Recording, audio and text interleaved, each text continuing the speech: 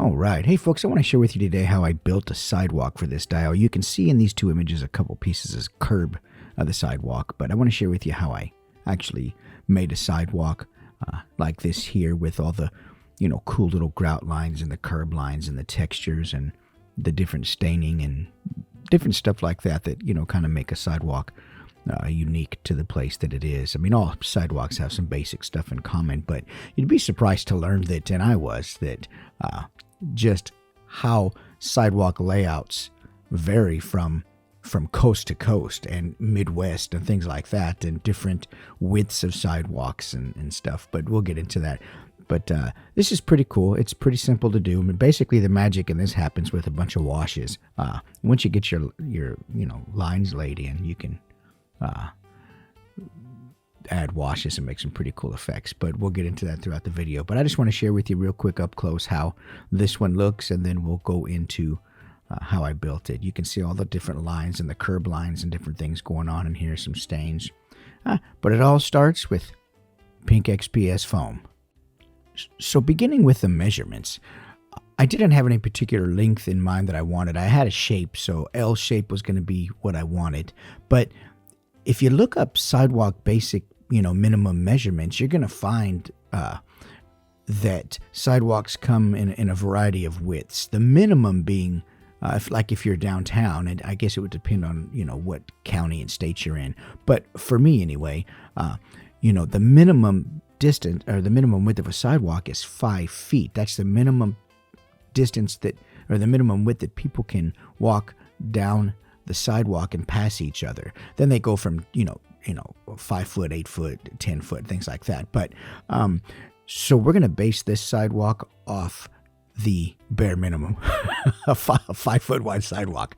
But at 1/12, a 5 foot wide sidewalk comes to like 0.4 something inches. So I rounded up and we did a 5-inch sidewalk. And what this did, and the reason I did this is because if I put a bench on the sidewalk and a figure on the bench and another figure walking past the bench, I didn't want it to be too crowded. I wanted there to be enough room for them to be able to interact, or it to not look jumbled and everything on top of each other. So I went with a 5-inch sidewalk that gave me room for a 2x2-inch square down the middle and a 1/2 inch on each side for some curbing lines. So at any rate, we're laying out those lines here on the pink XPS foam. And once I get the lines, the measurements down, we're going to go ahead and put this ruler on here and make my marks with a pen. Now, normally, you wouldn't probably mark your XPS foam with a pen, but since I'm going to be using a wood burning tool to lay these lines in, it's going to disappear, so I'm not really worried about that. So we've got our measurement for the L shape, and why I went with an L shape, I don't know. I kind of wanted to do something different. I typically do, inside dioramas, and I wanted to try an outside diorama, one that had outside and a corner of a building and things like that. Something different I wanted to try. So that's why I come up with the L shape. And so we get our lines laid down, and we're going to make, a few different passes with a sharp blade. Make a few passes at that. Don't try to cut it all at one time. You hear everybody say that, and that's true. Sharp blade, multiple passes. And we're going to make a really cool sidewalk out of this L shape. There's just so many fun facts about sidewalks that I never would have imagined so much information would be available on sidewalks and how they vary from place to place. We're not going to do a really distressed sidewalk with the broken panels and stuff like that. There's a lot of videos out there on how to do that, and at some point I'm going to make one too, but this one's going to not be a broken up sidewalk. I'm going to break this centerpiece away real carefully. Easy, baby. Don't break it. Don't rush it. Take your time. There we go. Now, quick tip. On the inside of that sidewalk, if I wanted to, I just hit that with a heat gun and it would seal that right back up.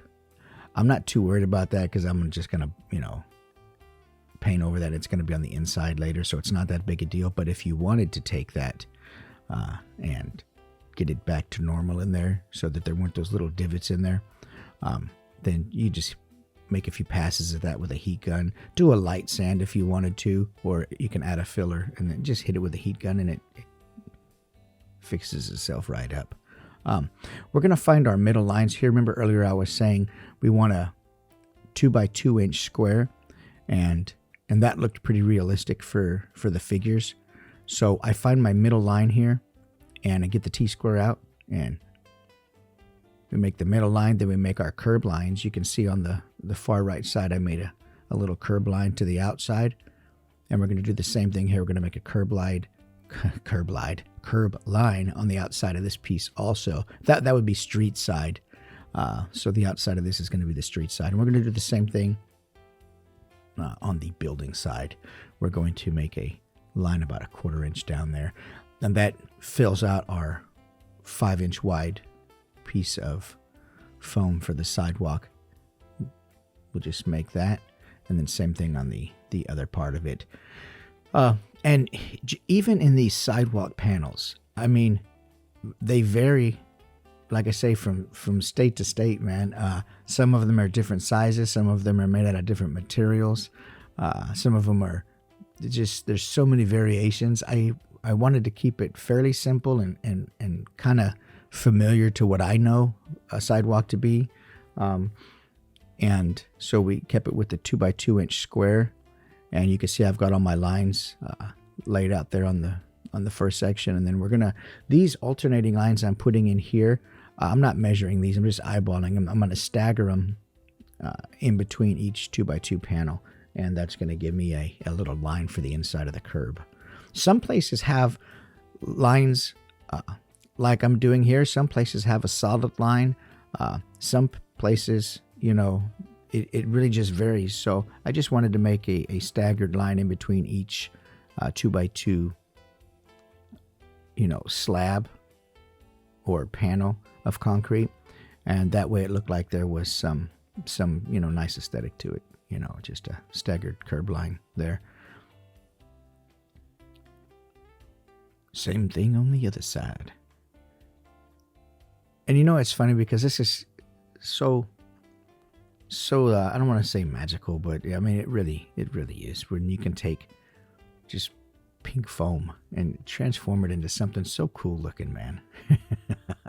Now right here, I want to round that off in the end. It's not going to be a hard defined edge in the building. So I find my center of that triangle,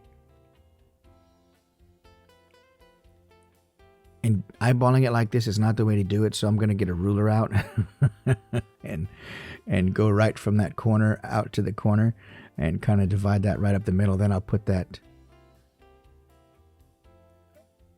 circle, half circle thing, whatever you call it, on there, and I'll find a good angle to make my line. And later I'll round that off with a Dremel and a drum sanding attachment. So I didn't want a hard edge on there. I don't think just aesthetically, I didn't think it looked good. So now to the fun part. Get yourself a fan, open a window, put a mask on. I say that, but I don't do it. But this stuff does stink. And one of the keys here to doing this with a wood burning tool, and one of the reasons I do it with a wood burning tool, is because I'm going to get a better line, a quicker line. And so the trade-off for the stink, you know, is just a better line. And one of the keys to this also is finding the right temperature and the right hand speed. I don't want a deep line at all. And in the event that I don't make my hand speed fast enough and I mess something up with my hand motion, the temperature of the heat of the wood burning tool isn't that hot that it's going to instantly create some huge, you know, flaw in my piece. So I'm okay with that. So a very low temperature and you know, a medium hand speed. And I tested it on a piece of XPS foam off to the side that, you know, I probably didn't record that part of it, but you can see I'm not going very quickly here, but it's a smooth pass. Well, it's sped up, so it looks quick, but it's not. but we're just trying to get as even a line as possible. And if you make a few mistakes, which I do all the time, it's not a big deal because it can add to the overall, character of the sidewalk. This is the tricky part because I only left myself a 1/4 inch on each side. And I didn't think about the wood burning tool tip being, even on the thin piece or on the thin attachment, as thick as it is. So I had to make that pass correctly the first time. So I did, and it worked out nice. But now you see your sidewalk just kind of starting to take shape, and it's motivating to keep going. Now I put a piece of tape over my temperature control because as I hold that cord over the back of my shoulder to keep it out of the way, sometimes if you don't have a piece of tape, you'll accidentally move that temperature up or down, and you can quickly ruin a piece. But so I adjusted my temperature on that. I think it went up too high, and I had to adjust it back down.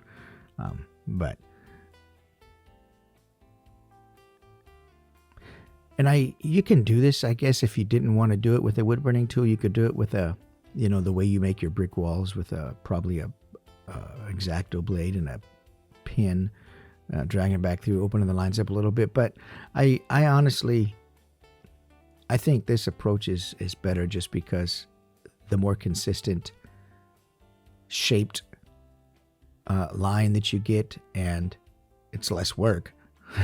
Secondly, that's pretty important, but I think it just gives a better look because it doesn't go as deep, and you can't really control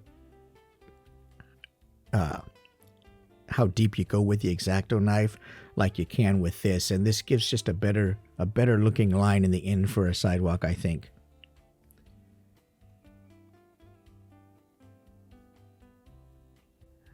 So you can see here I'm doing making passes on the inner, that little staggered line.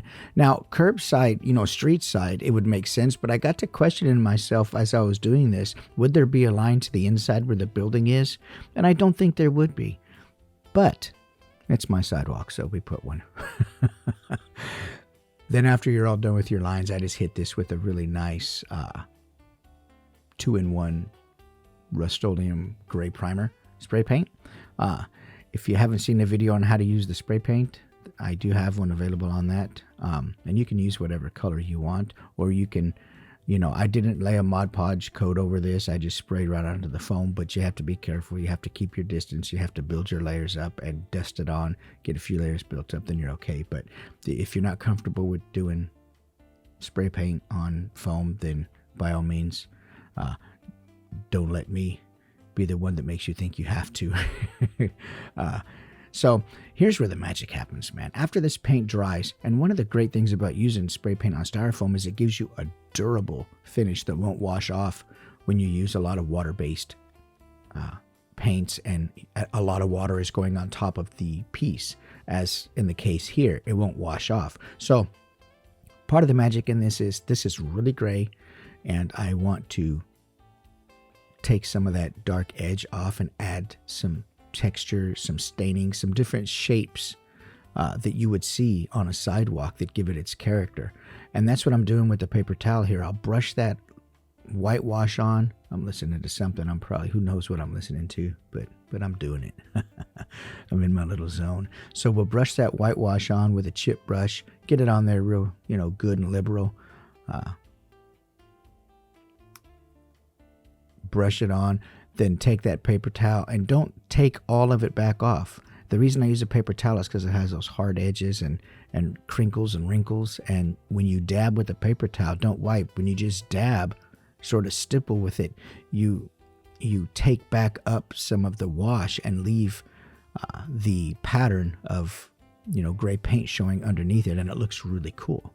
And so this here is just a process of building it up, adding more wash, making lighter and darker spots with it, making multiple passes with this whitewash. And this is where you start, like I say, to really add some of that staining and stuff to the sidewalk. You can see here it's already starting to pop out, and I'm impatient, so you can see I have the heat gun next to me. I need to get that water dried up quick and on to the next part of the process. But there we go. Let that thing heat up. And it doesn't take long. Once you put that heat gun on there, it really starts to dry up quick. But you can see already the, I don't want to say splotchiness, but all the different rings and patterns and textures of staining that water would leave behind on a sidewalk over the years. And so stippling with that, really coarse paper towel, not a paper towel like Bounty or some soft paper towel. You want one of those old rough paper towels. That feels like cardboard. That's the kind you want. But look at that. As it dries, it leaves behind those really cool rings and really cool lighter and darker areas being exposed. And you just build this up, multiple passes until you get what you want. I started with white just to sort of knock the gray back a bit. And you could even start out your base coat. I did a darker gray Rust-Oleum. You can do lighter grays. You can start off with a lighter, if you wanted to start this with an acrylic paint, start it with a lighter base. I just chose this gray because I liked it. And I start a lot of my concrete stuff with that color, gray Rust-Oleum. I like it. There is a dry time involved in that. You're not gonna paint on it for 24 hours. You gotta let that cure. And just so people know too, spray paint curing isn't like acrylic paint curing. The curing happens on spray paint as a gas releases.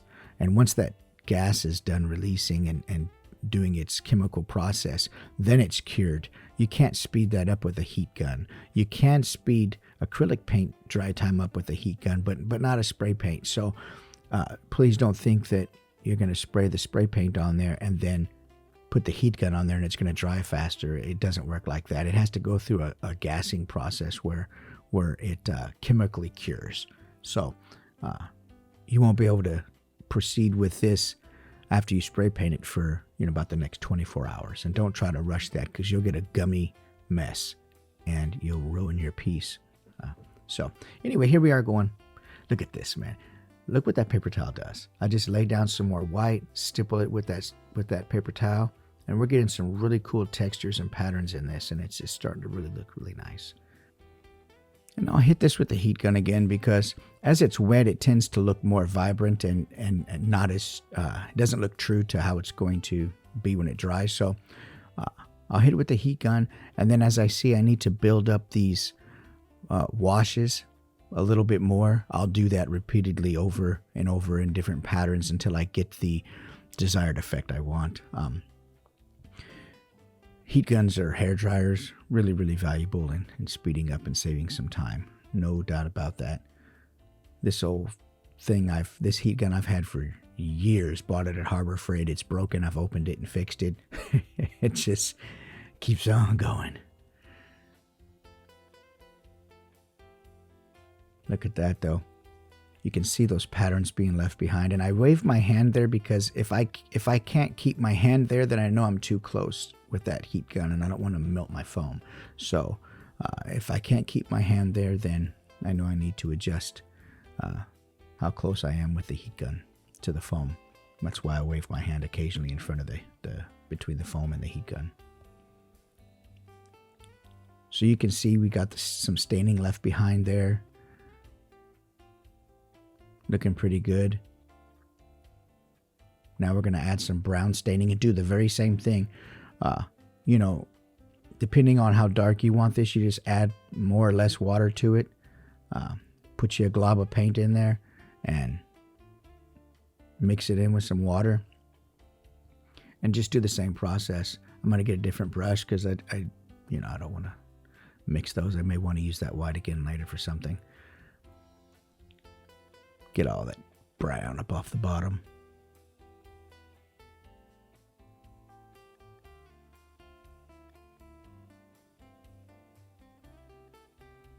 Dang phone. Anyway, so we're going to put these this brown. And we're not going to cover this whole thing in brown because it wouldn't look that way on a real sidewalk. So I'm just going to hit various parts of the sidewalk and make sure to get the lines and to definitely get the intersections of where the I don't want to say slabs, because sometimes this is slabs, concretes or slabs, and sometimes it's like a solid pour. Sometimes what looks like a slab is really just like a score line that they do with a string and to prevent cracking. So I don't know what the technical term is here, but those lines, we're going to get it all down inside those lines, and we're going to do the same thing with the paper towel. We're just going to kind of roll and dab and bring some of it back up off the top, leaving a cool pattern behind. And you can go through with a Mod Podge or a watered down glue. You can add you some little grass in the middle like you saw in the beginning of the video. You can add you some grout dust, seal it with some watered down glue and matte Mod Podge. Once you're done with the basic sidewalk, as far as the lines, the washes, then you can really go through. And I did some aluminum foil rolling on here on the edges of the curbs to knock down those hard edges. I used my foil like I would on a brick wall, randomly and very lightly. Don't want to overdo it with the texture because then it begins to look like more comical and not really a sidewalk. But once you get to this point and you've got your washes down, then like I say, you go through with your watered down glue and add you some dust, and you add you some, some of your fake grass and stuff inside the cracks, and you can really start to bring this thing out and make it look like a sidewalk that has been around for quite a while. It's a fun process, and getting to this point, it doesn't take very long. The longest part of this, I think, was the dry time for the spray paint. That puts you 24 hours extra on top of it, but the end result is real nice. You get a great looking sidewalk. At any rate, if you haven't done so, please like and subscribe. And I appreciate everybody who follows me on all the different social media platforms, TikTok, Facebook, Instagram. Also, for those interested, I do sell a lot of 3D printed diorama props and STL files on my website, Etsy, and I do sell props on my Instagram store. But thanks for watching. There's a cool little bonus image at the end of this video. Here you go. Ren, sniper. There's no sidewalk here though, but it's a cool photo. Take care, folks.